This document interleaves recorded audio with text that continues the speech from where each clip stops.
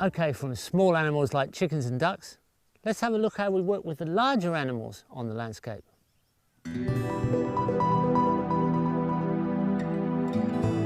Grazing animals can be used to actually repair country and condition the soil by moving the animals in a natural pattern across pasture, like a tight packed herd of animals on a savanna. In a natural sense, they're tight packed by predators. Here, we're grazing them in small cells, moved regularly, so that animals eat their way across the country, spreading the diversity of the pasture with their manure, imprinting the topsoil with their hooves, and only taking a top bite off the pasture grasses and herbage, actually tearing away at the plants, so they're loosening topsoil rather than compacting, then quickly moved and quickly moved again. In this way, we're increasing soil fertility, we're increasing soil depth. We've got high quality animals and good quality land condition.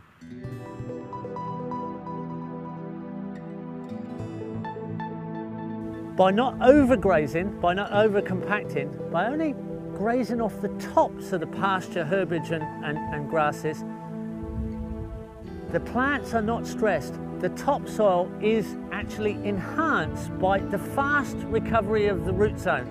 The interactions between the roots, the exudates of the roots and the soil life. This actually gives the animals a better feed and a better soil condition to feed from. Better mineral uptake. This is a much more sustainable way to go about grazing landscape, as in a natural pattern. If we're going to take these quality products off the landscape, then how are we going to maintain the fertility of the soil?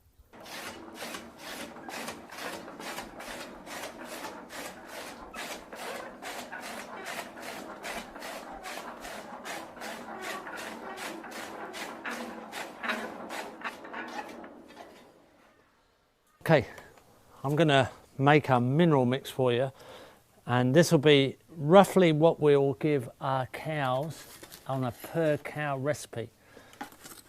So I start off with a little bit of copper sulfate, and I've got the boiling water in there. It's quite hot water, it's just come out of the kettle, and I make sure that I've dissolved the copper sulfate.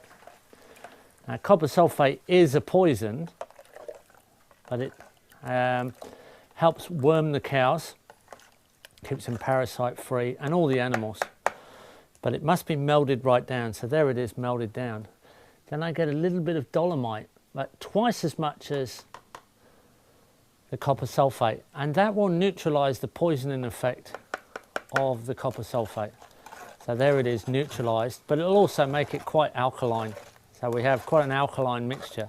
That's a special animal dolomite, easy for the animals to digest.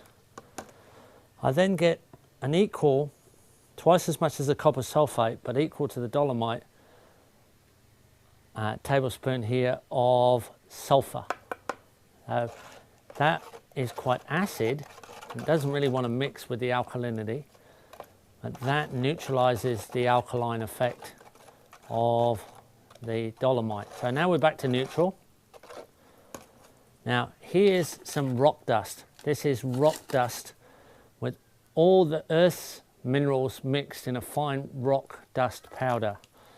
So this is food for the organisms in the soil, but it has to go through the organisms in the soil before it becomes available to the plants. They are the transfer mechanism. So there goes the rock dust.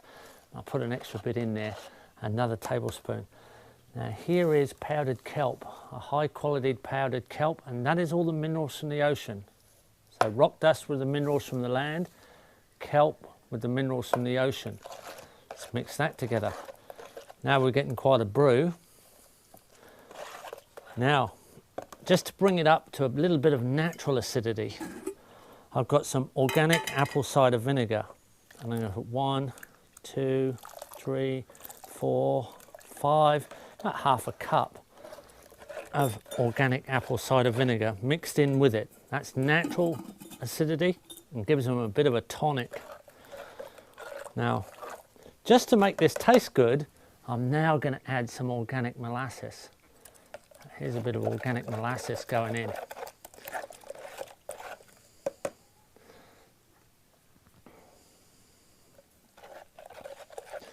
That'll sweeten the whole mixture up. A big 2, 3, even more big spoonfuls of molasses. Not too much, just in case it will be a little bit too much for the cows, and that could give them the runs or any of the animals. It's rich, creates a lot of bacterial activity, molasses. So there we go. That's the mineral mix. Now I've got to try and mix it with the cut forage, and it won't mix like that easily. So what I'm going to do is I'm going to get some pollard. Here's our pollard. It's just ground up with corn and wheat flour. I'll mix that in just so that it makes up a nice absorbent mixture.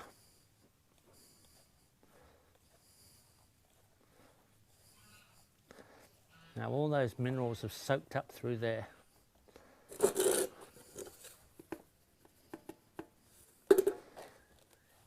So we've got the mineral mix soaked into the pollard now. And now it's starting to smell quite yummy actually. It smells quite nice.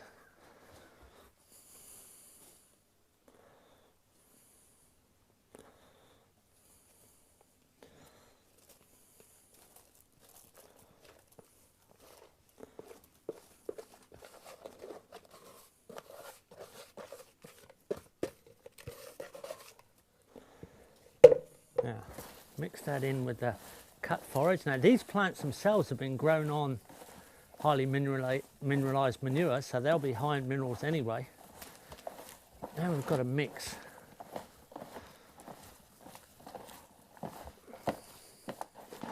There it is, it's all mixed through. Now we can make a mix like that and put it in the dog food. We can make a mix like that and put it in the poultry food. We can put in any of the animal feeds, and the minerals go through the animal, out through the manure, and cycle through our system and gets distributed evenly out through the farm. And we can manage that mixture, and it'll come through our compost, it'll come through our worm farms, it'll come through our food, it'll come through our compost toilet, and it'll cycle back through the system. And it's really not a lot of minerals, but it is the full complement of minerals, so they're all available. Remineralisation. Not a lot of minerals, but the full complement, and that's what's important.